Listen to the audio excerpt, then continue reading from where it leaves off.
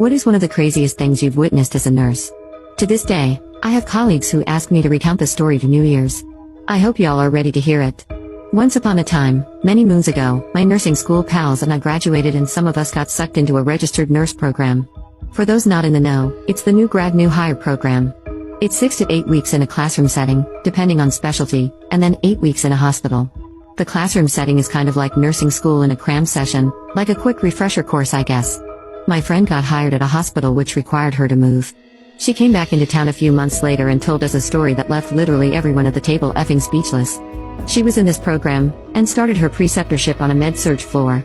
On her first day, there was a girl who was on her first day by herself out of orientation. The nurse was to give someone potassium, and being a new nurse she was overly cautious about literally everything, except for the things that mattered apparently. The nurse called the doctor and said that the patient didn't like apple juice, and wanted to know if it was okay with the doctor that she gave the PO potassium with orange juice. The doctor didn't give a crap, as none of us would. Told the nurse, "I don't care what you give it with, just make sure you give it." The charge nurse hears this and says to the very shaken new nurse, "Hey, next time just ask me, and if we need to escalate to the drive, we can. Let me know if you need any help giving me the meds." The new nurse agrees, and off she trots to give her meds. My friend notices that the nurse is gone a while, but doesn't think much of it because she's charting and she's staying in her lane.